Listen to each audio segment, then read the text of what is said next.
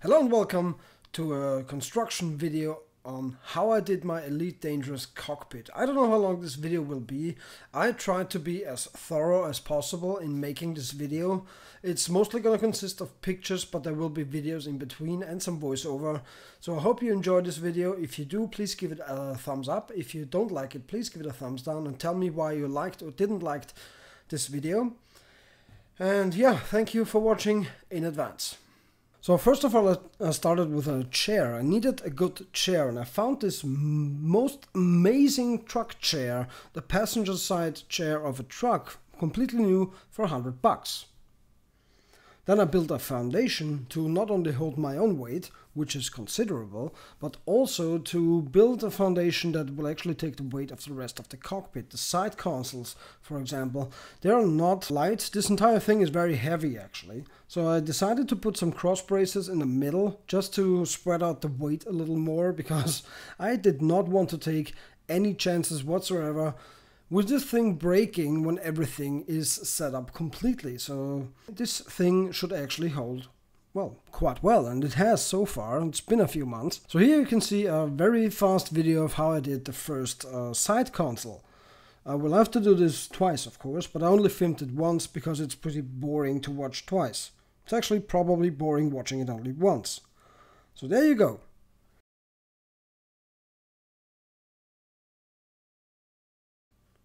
Well, this is the first side console completed. As I said, I have to do this, of course, a second time. And this is both of them complete with my cat, of course, which loves this chair. My cat is always on this chair when I'm not in it. Now this is a comparison with the old cockpit chair from IKEA on the right side. That was really easy to build, but was too unstable to satisfy my needs, and the immersion factor just wasn't there as much as with the new one. Now I don't have any front covers at this stage, but I will do this later on in this video. Now comes the trunk, which is very important for me, because I actually put a power brick with 6 or 8 power things in there, and also a USB hub. So only 2 cables are going away from this chair, the power cable and the USB cable directly to the computer. The joystick, the keyboard, and the mouse are all on the hub. Here I built some front covers, finally, just to make it look a little nicer. It's not perfect, but it's better than before. The side doors are made to lay the cables around the entire cockpit, so all the cables are inside the cockpit. And I know they look horrible, but this is the first time I built anything of this size.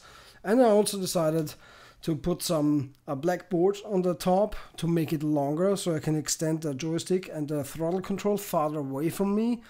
But there's also a second reason, because the joystick just wasn't high enough, in my opinion, for my body. So I wanted to raise it up a little, and the black boards just look good. I should have made the entire cockpit from that wood, but I kind of thought it was too dark overall, and I didn't do it, and now I'm regretting it. But I'm not doing it again, so it's gonna stay this way, even though it doesn't look as good as it probably could. Now I start with the screen component of the cockpit. At first I wanted to build a cockpit that actually has a roof on it that holds the screen, that flips down. But in the end that was just too costly and too complicated, so I built a more flexible structure. So the screen and the cockpit chair are completely separate from each other, which gives me more flexibility. And this is the first test setup. Nothing is fixed, nothing is really screwed down to anything except for the throttle control and the joystick. And this is just for testing purposes. It was the first testing stage I actually made. Then I built the covers, the floorboard where I can rest my feet, and also some covers for around the screen, where I actually ended up leaving some space on the right side of the screen so I can pass through some cables from the computer, which is on the top. Also built a small board for speakers on top of the screen, and this is the first completed look. There's still some things missing, but it's the first workable version. Now, to get in and out of the cockpit, in the beginning I had to pretty much jump over the left console, which was bad. And then a friend of mine helped me cut a straight line, because as you've seen on the side maintenance doors, I'm not good at cutting straight lines, so he helped me and thereby made it easier for me to get in and out of the cockpit, as you will see later in the video. And then I made this little board. This is very nice because in this case I can just not only use this thing as an Elite Dangerous cockpit, I can also put a normal keyboard and mouse on this board and play normal games with it, which is very nice. And this is the final version, the way it looks today.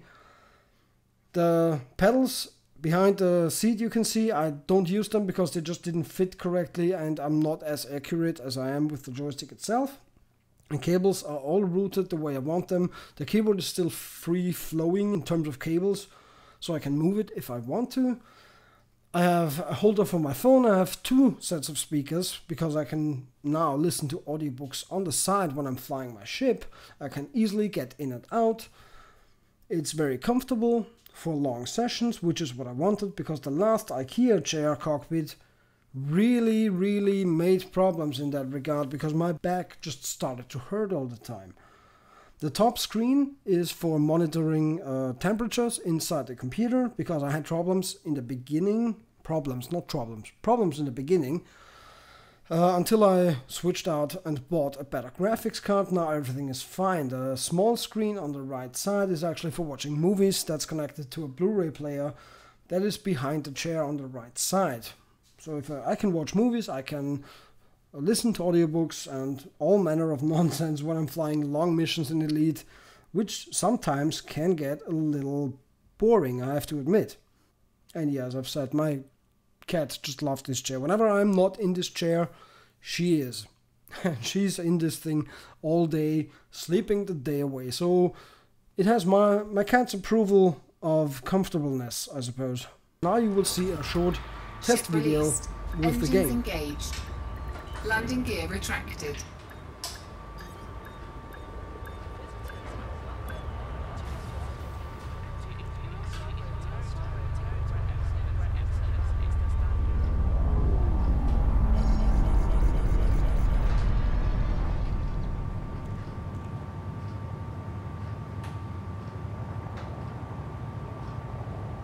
Scan detected.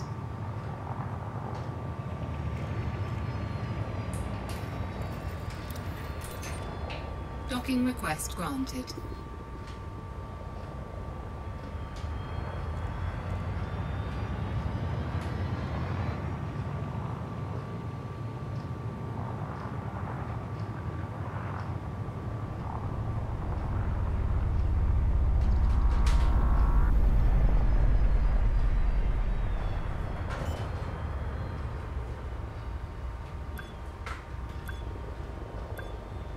Landing gear deployed.